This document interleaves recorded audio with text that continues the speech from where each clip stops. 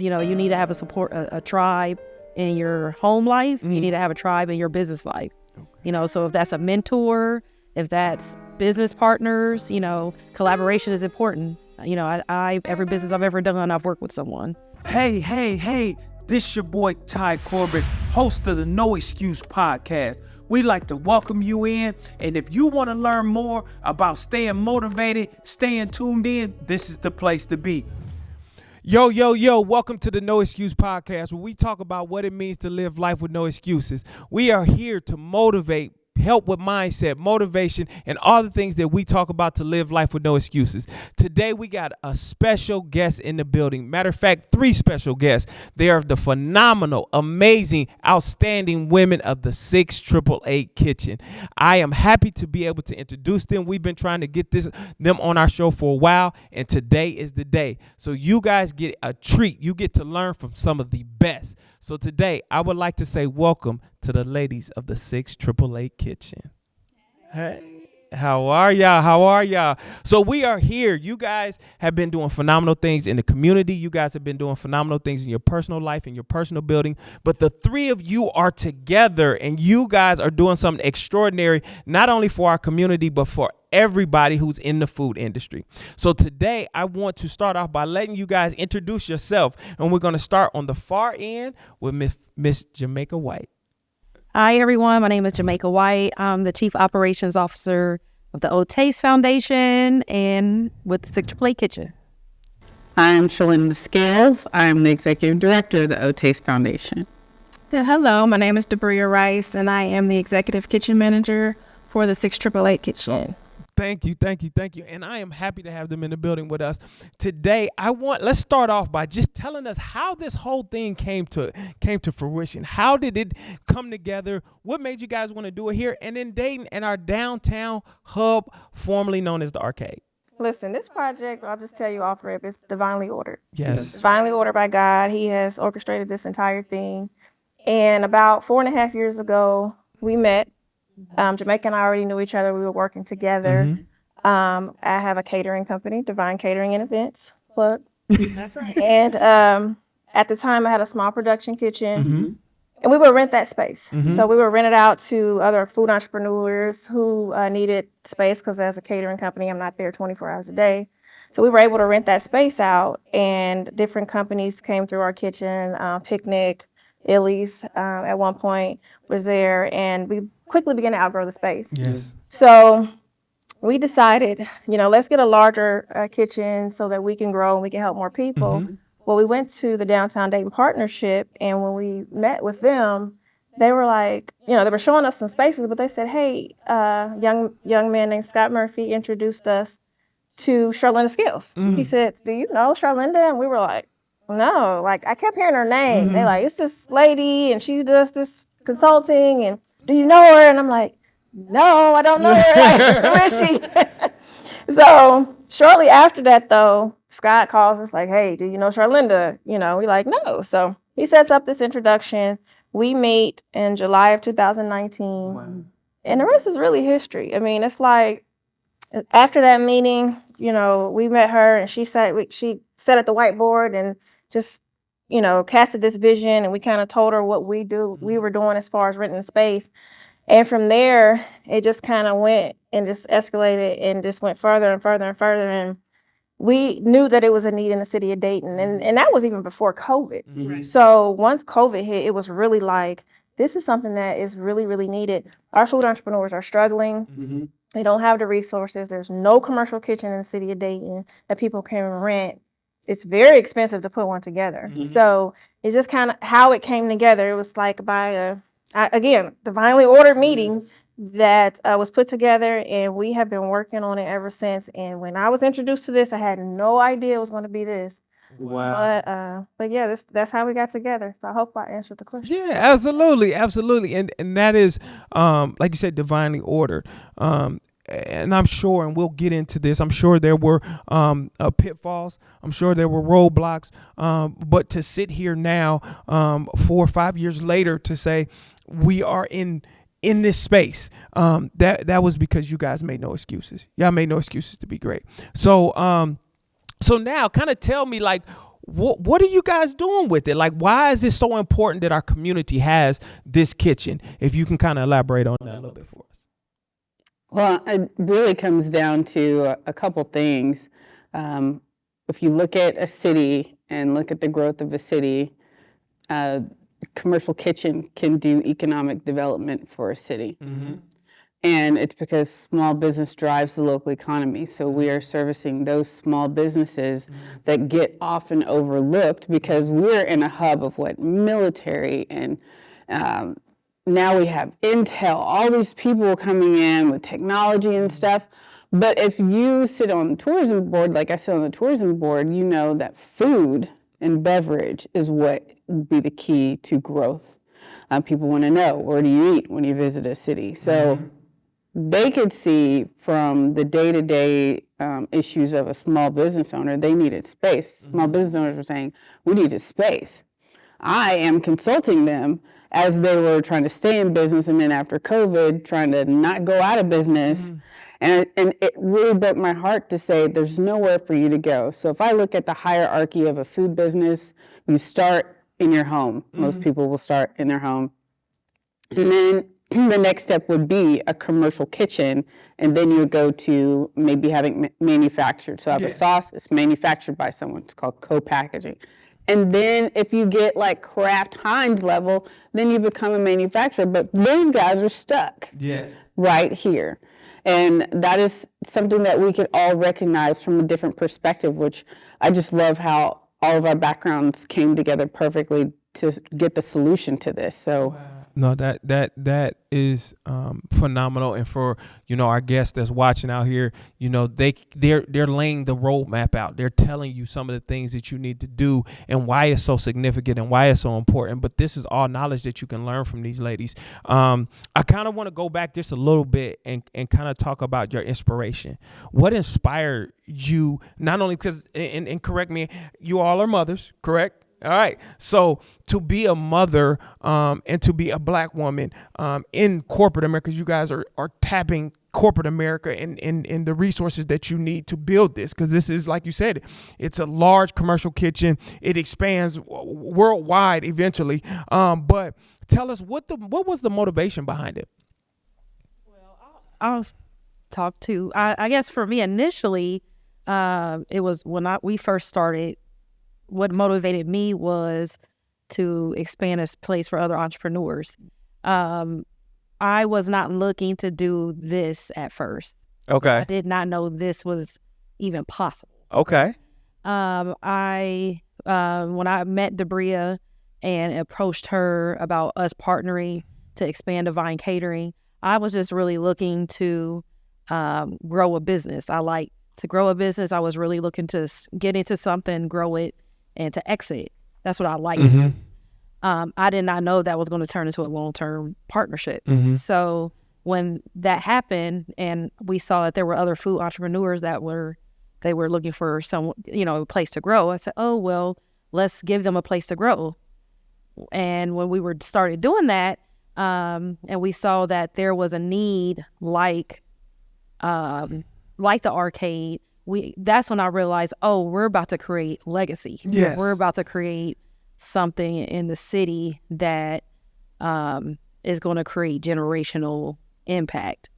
I did not know at the beginning when that was going to happen. But now that we're having this opportunity to become a resource for other families, to knock down barriers for other people and other businesses, that is what is motivating me now. Because it's like bigger than me. Absolutely. So it kind of is evolved and shifted as I've gotten started. At first, it was like, oh, we just need a bigger kitchen. That was the that was the initial motivator. And then it was like, oh, I need something else to do, or I want to help me and Debriah. So it just kind of started out like that. Yeah. But now it's like, oh, I want to leave a legacy for my family. I want to leave a legacy for the other people's family. I want to be a staple within my community. I want to, it's evolving as, time moves on. So. And so, for me, because I know all of you beautiful young ladies, and I've been privy to to hear a lot of the story behind it. But for our listeners who don't know, can you tell us the significance of the 6888 Kitchen? A lot of people don't know how important just that name is, and what's the meaning behind that name, and why it's so significant to our community, and not only our community, the world, but to all women who are out there who want and need to know about the motivation behind it. Well, it was a really great timing. Again, like all this stuff just fell into place. Yeah. Right? Keeps happening. It does. I was doing a radio show and I was talking to the host about the kitchen, and he said, "You remind me of the ladies of the 6888." And I was really embarrassed because I'm like, Yeah. I've been in the military for almost 18 years. And he started telling me about this battalion of women, the 6888th Central Coastal Battalion. They were all minority females who were sent, American citizens, sent to Europe during World War II to fix a backlog of mail. So they had this no mail, low morale. So they went in there with this mindset of these troops need their morale fixed. They need to know that people love them and care about them. Yes. And those letters are the key to winning the war. And if we can deliver the mail, they gave them 6 months. And they went out there and they did it in 3. And so after he told me the story, I went back to the ladies, and I think we had it on our slides like North Arcade Kitchen. Yeah, we were like cooking. So the original name was North Arcade Kitchen. We had all kind of crazy names. But we are not creative. So the name was just like kitchen. It was kitchen. Okay. Kitchen. The more we dug into it, like, so as a trio, now let's really take a look at these women. And then it was just like the bombshell fact was their commander was Lieutenant Colonel Charity Adams Early. And then one of them was like the elementary school here in Dayton. I was like, She's from Dayton, Ohio. I'm like, she lived in Dayton, Ohio. Yes. Found out she lived in Dayton, Ohio. So we had no idea. Divine order. Divine, exactly. Okay. I said, that's it right there. We're looking no further. That's it. So everything that those women represented, we emulated, just like that grace under fire and get it done and believe in something bigger than yourself, and you're doing this for other people. Yes. It's not been a selfish pursuit for the three of us. It really is like, how can we help other people? And I think that's lended to the success of the project too, because I see a lot of people out there, they want to be rich, they want to be famous, they want something. Yeah. And we're like, we just want people to be able to have a lasting legacy that they can, give to their kids. To hear, and for a lot of our guests who's out there who's listening, to hear how they almost sent that battalion over there to do an impossible task.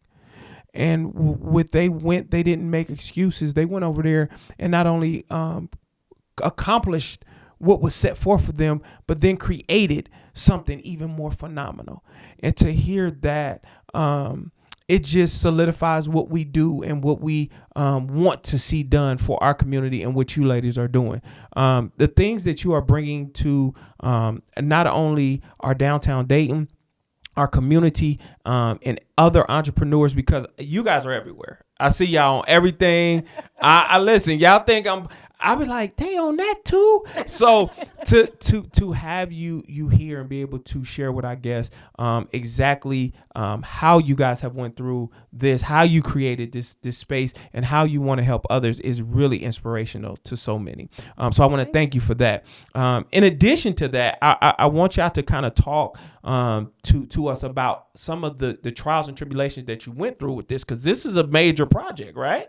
This is something that we don't, and we ain't even gotten to the money part yet. Okay, so just can you kind of tell us some of the things that you guys went through in the process of trying to get this thing to really come to light? Whew. It's so funny because I feel like we've gone through so many things, but I'm honestly drawing a blank. Like Initially, like the concept of it, right? Yeah. The concept of it. just trying to figure out like how to do it. Lease negotiation was another thing that was pretty taxing. It took us a while to get through that. Then when we thought we were ready to start construction, the price went up, and we didn't have the money to complete the full project. So we had to make almost an instant decision, even though they gave us a couple of weeks, but we had to make a decision to phase the project. Okay. So we literally had to redo all the paperwork, all the drawings.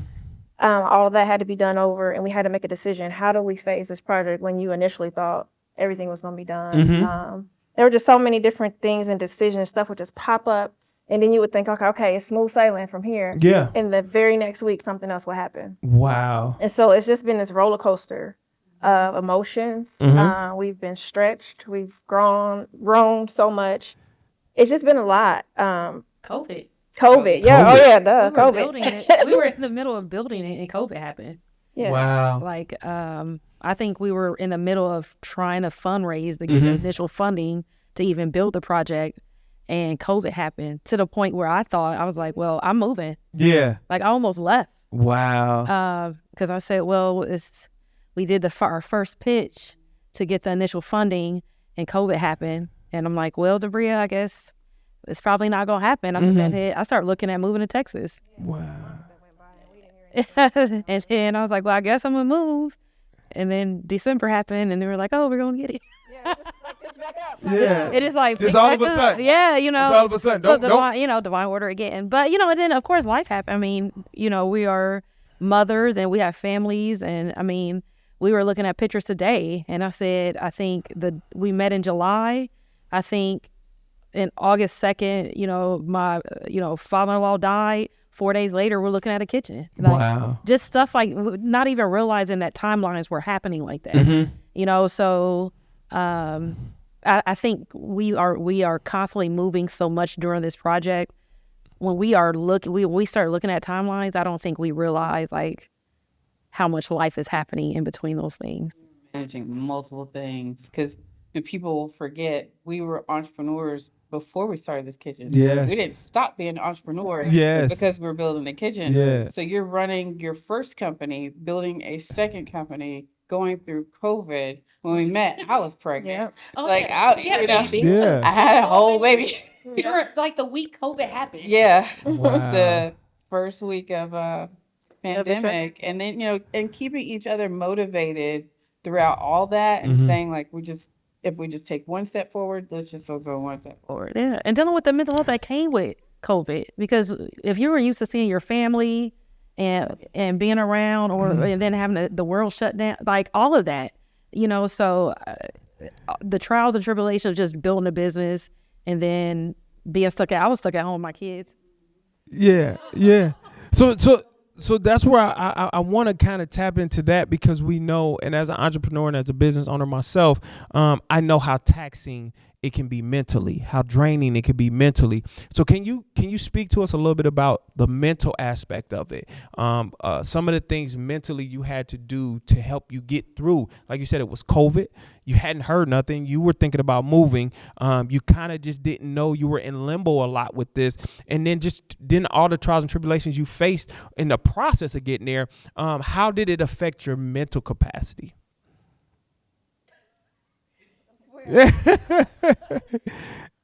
Yeah, listen, I don't know. I mean, I dealt with anxiety a lot through this process. Especially, just being honest, when you jump into something this large, you've never done anything like this before. We've never done a construction project. We've never run a multi-million-dollar, like this is all new. So you deal with imposter syndrome quite a bit, because you're like, how did I get into this room? Am I good enough to do this? Like, do I know what I'm doing? And it's like, you have to remember that God wouldn't put you there if you didn't belong there. Yes. He doesn't qualify the called. He calls the qualified, or whatever the saying is. So it's kind of like, but still, even though you may know, like, okay, well, if God put me here, so I know I should be here, but you still have those feelings of inadequacies, like, and anxiety. It's something I dealt with terribly. And I was just like, every time a meeting came up, I was like, oh my God, you know how you deal with it. So that just weighs on your mental a lot, just not knowing like what's going to happen, what's going on next. And honestly, it's just I can't really tell you how I dealt with it, Yeah. but I did. A lot of prayer, you know, Yeah. a lot of breathing, a lot of talking to them. My husband is amazing because he talked me off several ledges. Yeah. Yeah. Shouts out to Debriah Rice. We got to give him a shout. My guy, great friend of mine. But shouts out because we know that you kept this together, and that's a hard task, buddy. So we want to give shouts out to Daryl, man. He's been amazing. No, seriously though, he really is a good guy, and he has talked me off several ledges. He's even set the three of us down. Like, listen, there are going to be struggles. You all aren't always going to see eye to eye and get along, and you know that's what anything. So he does. He's done a good job in helping keep me balanced and keep me here and encouraging me and telling me you are enough, you are good enough, everything's going to be fine. But yeah, I mean, for me, you know, a lot of prayer and, you know, meditation and just taking the time when I need it and just growing and knowing and finally getting to the point where I do believe that I should be here, that I am supposed to be here. It didn't make excuses. That's right. And even when I didn't feel adequate or didn't feel like I knew what I was doing, I did it anyway. Yep. You know, it's like they say, you feel the fear and you do it anyway. So I just kept pushing and kept moving. And not that I don't get scared or nervous still, but I now know and understand that I am supposed to be here. So all the rest of it. That's phenomenal. You should see us like geek out when we see her present. Yeah. Well, see. This is what the people don't know. The people don't know is that I know when you was like, I don't wanna present. I'm gonna sit in the back and I'm gonna wait. And so for y'all, see, y'all ain't feeling this. Y'all see, I know, I done seen them, and she has come so far, and I think all of you have, and I think that's what it's about. It's a journey, and so when you step out there on faith, when you make no excuses for being great and succeeding in your own skin and being comfortable, then phenomenal things happen, and that's to show what y'all have. I do want to get to each one of you because I know each one of you have all had to deal with your own ideas of mental anguish that you might have went through going through this process. So Charlynda, can you kind of tell us a little bit about your mental journey with this? Well, I had a mental journey beforehand. I joined as a disabled veteran. I think that the great thing about this journey that I've had with three of them is I've learned the value of a team. And what it really feels like to have backup, because my whole journey with Mutt Sauce was a solo entrepreneur. So when stuff was bad, it was just bad. It's on you. You failed. Like, there's no one to just be like, I can't do this today. Help me out. I got it. Like, I didn't even realize how great that was. Like, I'm just not today. And they're like, it's all right. It took her a while to get there. Yeah. And then the communication too, I have to say that, you know, I have to practice what I preach, and I talk in public speaking about over communicate. Yes. And so the hard part is one of the things that I do as a response to stress is to get quiet. Okay. I won't talk to anybody. I will go in a hole. You will not hear from me. And I'm trying to work it out as best as I can, like work it out mentally and stuff. But the encouragement that they have, like, we got to talk about this. Or we're gonna meet me at the restaurant and we're going to talk. So as hard as those moments were that we had as a trio, they were great for growth. Okay. You know, they were perfect because I was like, this is how I think we've made it. Most people would fall apart. Yeah. Most teams would fall apart with all the stuff that we've had to deal with. Three amazing, phenomenal Black women working together. And that's the other thing. It's not just our inner workings that we're having to deal with. It's external doubting people who all they see is three Black women and all the mess and junk that comes with that. And so we every day is just like proving them wrong. Like, just don't overthink about them. But in our actions, we're proving so many people wrong just by existing this long. That's phenomenal. So, Miss Jamaica, tell us about your mental journey with this.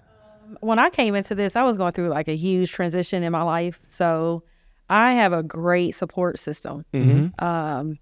And that really helps me. I think our personalities really helps. I tell Debriah, like, she is our like glue, you know, because Charlynda and I have very similar personality types. Like, we're very like A-type. And, you know, Debriah is like, guys, bring it back, you know? So I think our personality types just like very much mesh well together when it comes to, you know, if we need to check in. So I think they have been really good for me, you know, when, you know, because if I get overwhelmed, overworked, it's like, look, you need to chill out. You need to take a day off. You need to do whatever. And then my support system around me keeps me in check too, you know, when I need to just like, here, you need to come sit on the couch and watch Game of Thrones. Don't do any work today. Okay. You know? I got through a whole season of Game of Thrones because of that. Okay. So that's just been really good because I'm the type of person that will not watch TV. I will work. I would change a whole linen closet on a day I should just be relaxing. Yeah. And that's why I said we're similar like that, you know, but, and I will crash, you know, so because this project, I'm the type of person where I understand the weight that we carry with this because we have funders, we have the weight of the community, we have the weight of our family. And to me, you know, I'm like, well, we don't talk about it. We just work, get it done, crash, get back up, work, get it done. We rely on each other. Okay, girl, let's go. And then we turn around and like a year go by. And we're like, what happened? You know? And so, you know, we're trying to do better, like checking on, making sure we're, you know, that's not happening.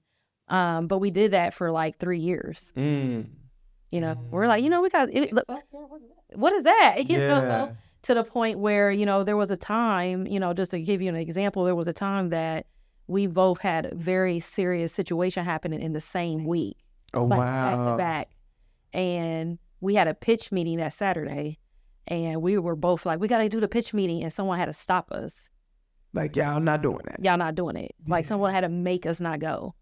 And like, you need to go see this person in the hospital. You need to like take care of your, you know, that situation. It'll be here. Yeah, it'll be here. Like, but we can't. We need to be there, you know. Yeah. And that was like a reality check. And Debriah was like, you know, y'all don't have to do that. Yeah.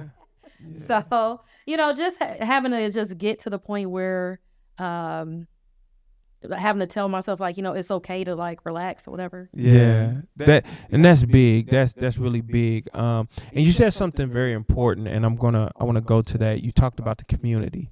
How has because I know what I've heard about y'all in the 6AAA kitchen, and it has been nothing but amazing things. It's been nothing but great feedback. So how have you guys been perceived by the community thus far? I think okay. I think majority is positive. I feel like the majority are, you know, everybody's not going to like you. Everybody's not going to support you. People are going to say they do or smile in your face, but we know that it's not 100% out there that's like, go team. Yeah. However, I think, you know, the majority of people are really happy. They're really excited for us and they're supporting us. A lot of people think this is long overdue. This project, this kitchen should have been done years ago. And it's been attempted a few times, but I don't think people really understood the concept of it then. But now that people are more open and understanding to what's needed, especially for small businesses and for entrepreneurs, it's just the timing of it is just perfect. It really is. It really is perfect. So our support has been amazing from, again, just family, friends, the funders, the city of Dayton, Montgomery County. Like, we have gotten, you know, corporations, foundations. We've just gotten a lot of support. You guys provide a services much greater than just that. So can you speak to them a little bit about what services y'all do provide? Operations. You like, operations. So of course we have the commercial kitchen, of course. And I'm gonna let Charlynda talk about the educational program. But within that space, you know, we'll have food entrepreneurs, and that ranges from, you know, anyone that wants to be from e-commerce, caterers, food trucks, bakers. But, you know, part of my role is, you know, operations. I'm going to be looking to help them not just, you know, scale out the kitchen, but giving them opportunities to grow their business. So working and helping them get, you know, corporate contracts, doing, you know, first floor activation opportunities and, you know, their city of choice. So if they live in, West Carrollton or Trotwood or, Troy, wherever they live, helping them, eventually get into the areas that they want to get into, creating opportunities for them in those spaces as well, helping them get, businesses, not just here in the Dayton area, but other places too, working with other local farmers, local organizations, where we're creating partnerships, and just helping all food businesses grow, So that is where my focus is with the kitchen, of course, just helping us stay in compliance, of course. But our goal is to create a huge ecosystem for opportunities for all food entrepreneurs that are coming in our space, and giving them opportunities that they wouldn't normally have because they're doing it by themselves normally. Absolutely. So huge, way more than just being a member. Yeah. And just coming in and cooking. It's going to be like huge opportunities for the members that are coming out of there. One thing that we did notice about this area, it is a food desert, and we have food insecurity issues. And that means there's not adequate access to healthy food, and there's not enough grocery stores that provide healthy food. So we are actually a source of healthy food for the downtown Dayton area because we have our own retail space. So imagine any of the talent that's in our kitchen is making food real time, and you can walk into our retail space and buy food from there. Wow. Yeah. Wow. Partnerships that we're working with Debriah is building with local farmers. We have all the space on the outside sidewalk. So in summertime, you could look forward to a farmer's market, like grab a bag and come and get some fresh fruits and vegetables from 6888 Farmer's Market. And then eventually when phase 2 is done, the whole entire kitchen has a classroom. Okay. So you can take cooking classes, nutrition classes, things like that. I mean, so many different ways that we're helping the food entrepreneurs grow. We're nourishing our local economy, like making sure they have healthy access to food. And if you look at the ripple effect of having healthy food, you can look at education, you can look at jobs and workforce development, you can look at tourism. And people are like, oh, where's the place? Downtown Dayton, 6888 Kitchen. That's where you need to travel to. We got everything. And so you have all those things that are happening because of 6888 Kitchen. And then we started with nourishing the minds of the entrepreneurs. So we had a program called Sharpen the Axe. It was a financial literacy program for food entrepreneurs. And the reason why that was important is because you might have a really great cupcake. You might make the best food on earth. But if it's not priced correctly or you don't understand what it means to be a good business owner, I can't tell you if you're going to be profitable 3 years from now. I can't even tell you if you can afford to be in 6888 Kitchen because I haven't seen your tax returns, I don't know your profit loss statements. So that it's like building a relationship with them before we even open up the doors of the kitchen to say, like, we're a safe place for you to talk about finances too. Yeah. We want you to be successful financially. And now when I teach these classes, hand them off to Debriah, and Debriah has the whole list of. So y'all doing it from a mental standpoint, a physical standpoint, an emotional standpoint. You guys are really trying to educate everybody holistically, absolutely, and that's something that's almost unheard of. So what you guys are doing is just when I listen to and I find out new stuff. Every time I talk to y'all, I find out new stuff that y'all doing. I'm like, man, they got something else. And so that in turn tells our community that this is something that they have to be a part of. So I love that part about it. From the educational standpoint, if an individual wants to come and they want to be knowledgeable, they have a business, they're operating, what's the first step they should do? Well, it really just depends on where they are in the business. Okay. Again, they can start with sharpening the axe if they feel like, I want to do the education part first. Most people, we honestly do recommend that they take Sharpen the Axe just because it's a great program. And, even me as a 18-year veteran, I could take Sharpen the Axe and learn something, so it's always something to learn in the food industry. But if you've been in business a few years and you feel like, you're making enough money, I don't necessarily need that right now, I may take it later, then you can reach out to me. Really, you can go on the website, 6888kitchen.org, and apply there. Okay. But that's where you apply. It tells you everything you need to apply for membership. But if you go on there and you read through and you're like, I still have questions, you're welcome to submit an inquiry or just reach out to me and I'll schedule a consultation with you. And then just from there, go through and answer any questions that you have. I will ask questions about your business. Again, we want to make sure that you're ready. We don't want you to sign up for something that is too much for you at this time.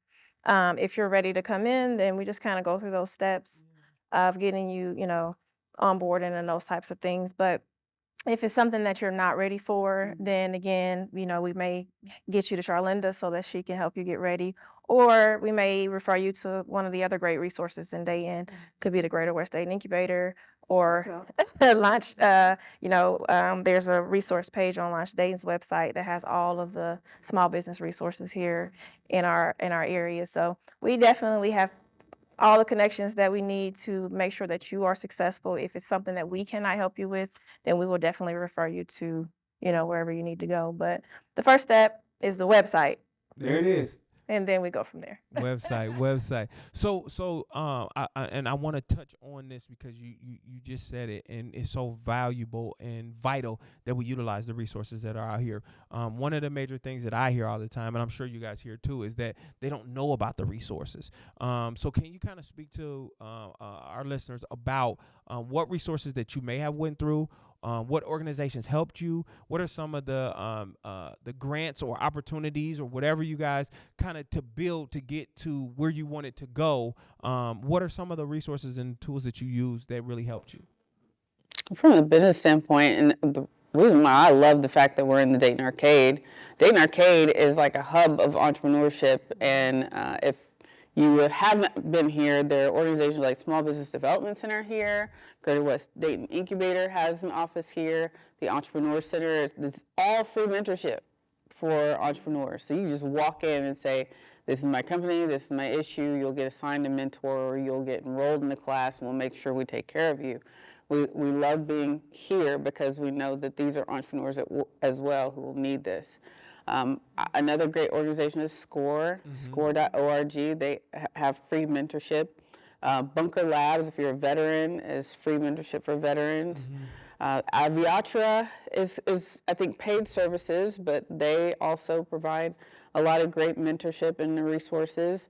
Launch Dayton, like Debriah mentioned, they have events, which I love. You can come to like a small business week and see all kinds of people, see podcasts like this happening live in the Rotunda. I love it. I mean, this place is stacked with resources. If you're a minority-owned business too, you could go to the Urban League. I would get on their mailing list because they're constantly sending out grants of different types of things you can apply for. Hello Alice is another great one. You can get on their list and they regularly send you the grants. New Voices Family is great for grants too. I mean, you have to there's a lot of resources here, but you kind of have to get out of your comfort zone of your house or wherever you're at, and you have to meet people. Right. And it's usually through word of mouth. So networking, making sure they're networking. One of our big events that we host is a rooftop social, and I know that's a great opportunity. And I'm pretty sure, and I'm gonna put this out here right now for y'all, they will be at the rooftop social. So I'm just making sure that y'all know. Yeah, the rooftop social is phenomenal. So if you want to meet these ladies in person and find out more about them, definitely show up to that. I kind of want to tap in with you, Miss Jamaica White, about the financial aspect. We hear people, all they want to know about is money. So can you speak a little bit about how you guys actually built this and got to the point that you are from a financial standpoint? What are some of the tips? What are some of the things that they can do to really secure capital? Everybody thinks that it's got to be a loan or it could only be grants, and we get this a lot. I want a grant. I'm doing this. I need some money. I want a grant. So can you kind of speak to them a little bit about that? Well, I first want to preface this by saying that we are a unicorn, okay? We came in at a time where it was during COVID. There were, a lot of federal dollars and things that were going on at the time where, we were able to get, grants. It was very different, okay? So we were able to raise a lot of grant dollars, and I like to tell people it does not always happen that way. So I don't want people to think you could just walk into a corporation just with a pitch deck and your financials, and you're just going to get $1 million. It does not work that way. I like people to hear our story and just assume you're going to get $1 million, because it does not happen that way. However, if you have your paperwork together, if you have your, all of your numbers, which is your financials, knowing what your profits are, knowing what your expenses are, and you have that for the next 3 to 5 years.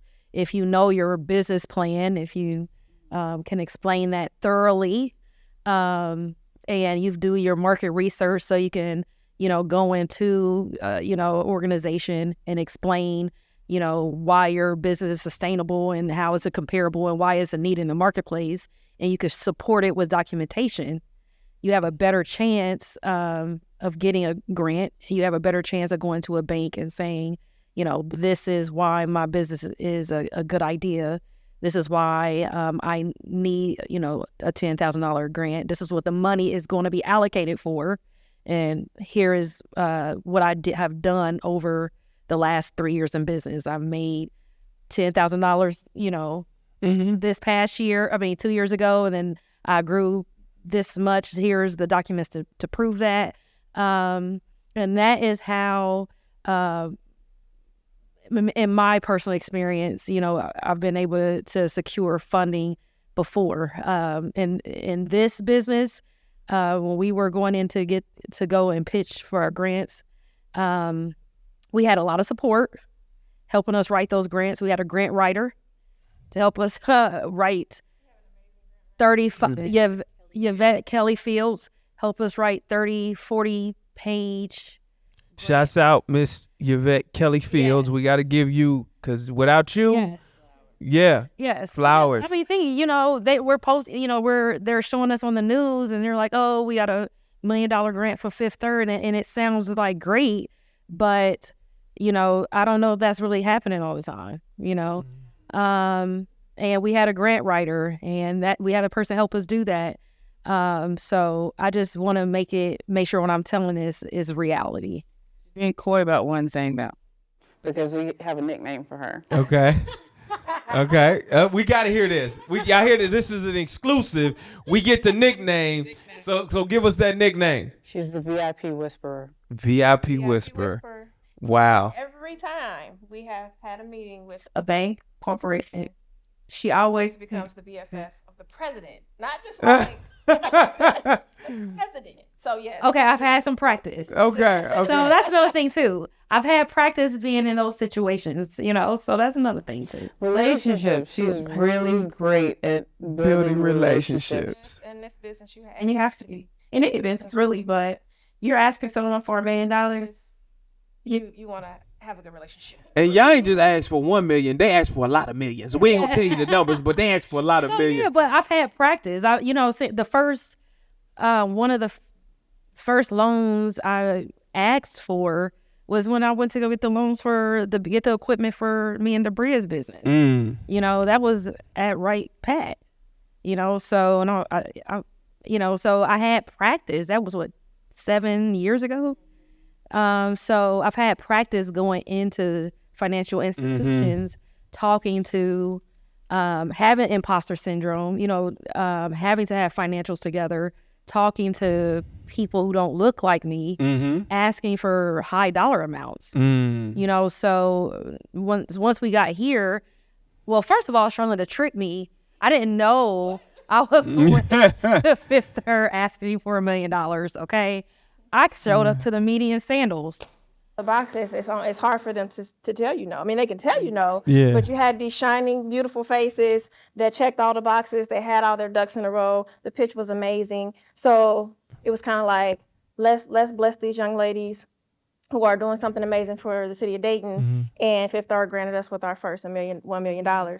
And from there, Fifth Third's seal of approval helped us continue to grow. So we went to the next person and the next person, and we just dug and dug and dug, and we're still digging. But we just continue to go after one, the other, and we don't get them all. Like, we've been told no several times, but like Yvette tells us all the time, it's not a no, it's just not right now. So you get told that no, and then you just go back and do it again, and then the next time you find out what you didn't do, what was missing, what should I have added or included, what do I need to change? And then you just go back and ask them again, and you just keep going, and it's just rinse and repeat, and you just do it over and over and over again. And we had to get in the habit of actually asking when we got rejected too. Like, why?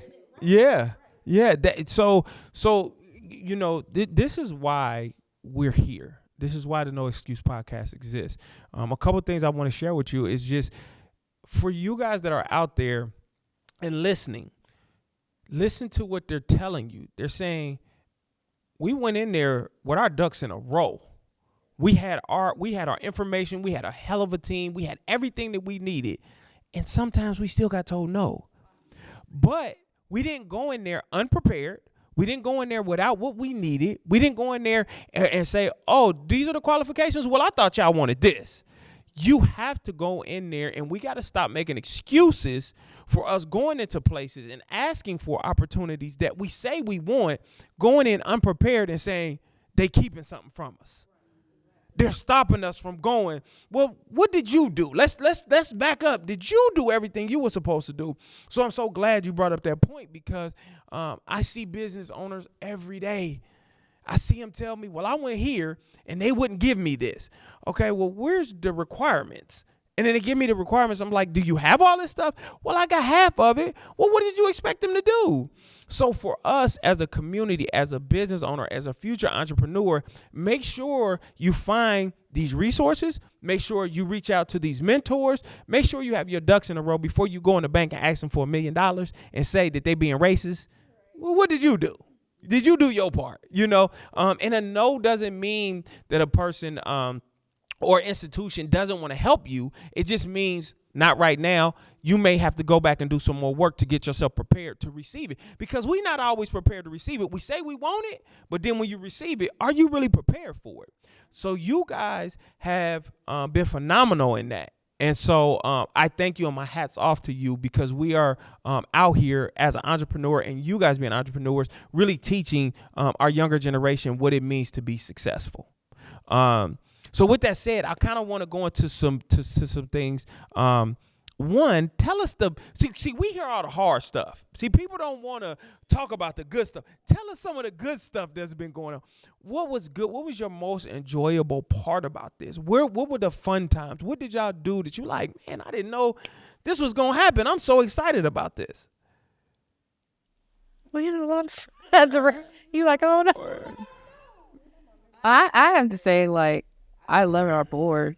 I mean, as much as we get through every month, we have to do board meetings, and sometimes feel a little beat up because they're just the growth that we had.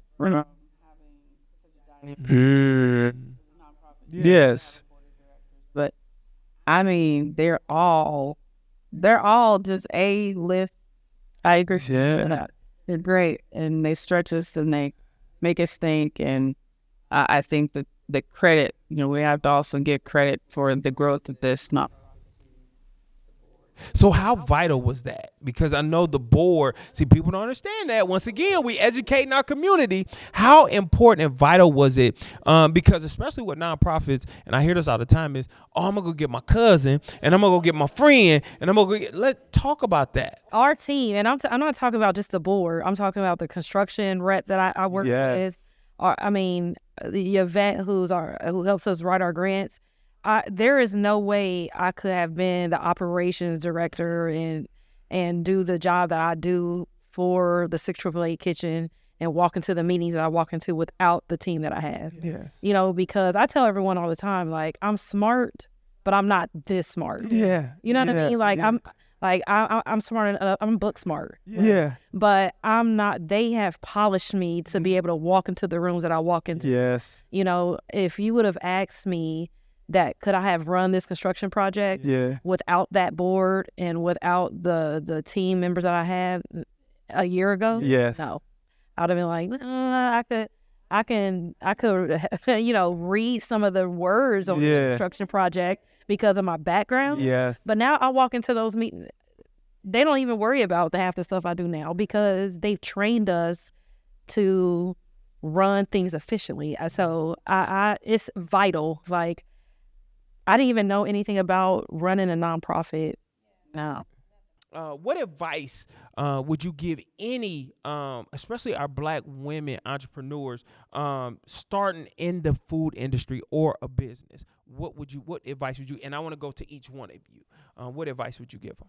I would just say do your research and make sure that you understand and know there are several resources out here. We talked about them all. So don't feel like you have to do this alone.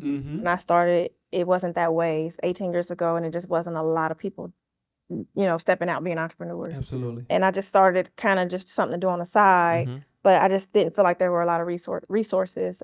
So it was just me just hammering away on Google trying to figure this thing out. But there are a lot of people out here who are business owners, so don't be afraid to ask. Don't be afraid to reach out for help. There's somebody out there who won't gatekeep. Charlynda says all the time, we don't gatekeep, and who will help you. So just don't be afraid to do that. Reach out and, use your resources. Don't do this thing by yourself because you don't have to. Absolutely. Absolutely. Get a tribe. Man, I tell you, I just love them so much. I do. It's like so deep love. I don't think that I have had the privilege of learning from such wonderful human beings as I've had the last 5 years. Not gonna cry. You guys are awesome. I would say if you have a product, especially if you're in the food industry, if it tastes good now, it'll taste good later. But if you jack up your processes now, you will have such a painful journey. Just take your time. Don't jump out there because you think you're going to miss something. Yes. What's for you is for you. It will always be there. Your success or whatever you think success is will always be there for you. Yes. But do your due diligence because I've held so many hands. I've hugged so many sobbing people who cashed out their 401k and they thought that they would just have to go viral, and going viral was their strategy. Oh, wow. It's just, I've heard too many horror stories, and all of them I could tie back to not taking the time to get your financial processes right. At the core of your business is a business. And I know all three of us are invested in making sure that we're churning out successful businesses out of 688 Kitchen. So just do that. And you do have a lot of resources, but know that you have a support system that is at home. And they're there to help you through this journey. This is also a journey of entrepreneurship. And don't neglect the people who are supporting you through this journey because they will be there when all of this is said and done. Whether you get acquired or you decide to shut down, you got to come back to this unit. And you want that unit to be just as jazzed as day one than when it's all said and done. Great. Great advice. I actually agree with what they both said. I think for any food, not just food, but any female entrepreneur, I think it's so important for them to have a strong support system. And if they have family or children or whatever, have those conversations with them. Make them a part of what your journey is going to be because you are going to have, if you have children or a partner, you're going to have different responsibilities. So take them on a journey with you. Say, hey, mommy is going to have long nights or sometimes we're going to be doing homework together. I'm on a conference call. You're going to have those conversations, but have people around you that can help you when you need someone to watch your kids. Or, when you're having, those hard times, you need someone to talk to, or who can connect you with someone, for your business. You need to have a tribe in your home life. You need to have a tribe in your business life. Okay. So if that's a mentor, if that's business partners, collaboration is important. Every business I've ever done, I've worked with someone. So I just think it's really, that would be my advice. So absolutely. So This is the No Excuse Podcast. And so I would like for you guys to be able to give our viewers one word that gave you motivation to not give excuses. If you had one word that just helped you get through and say, I'm not making excuses, what would that one word be? Family. Legacy. Legacy. So y'all hear it. Family, legacy. So just creating that. And I think you guys are truly the definition of that. Here, as always, at the No Excuse Podcast, I like to give some motivation. Today, you are able to see 3 phenomenal African-American women from your area doing great things. What are you going to do with it? Are you going to take this information and are you going to keep walking around talking about what you want to do, or are you going to strap your boots up and do what you got to do? We have been here at the No Excuse Podcast displaying all kind of entrepreneurs, but not just entrepreneurs, just individuals that have amazing and phenomenal stories. These 3 ladies have all had amazing and phenomenal stories, and they've come here and they've shared it with you today. Without them coming together, without them not letting anybody hold them back, without them putting in the hard work, the dedication, and the perseverance to be great and to be excellent, none of this will be here for your community. So as always, what we want to say is thank you, and we want to sign off by saying we love you, and we truly, truly appreciate you and what you're doing for our community. Thank you again, ladies. I appreciate you being here at the No Excuse Podcast. Signing off.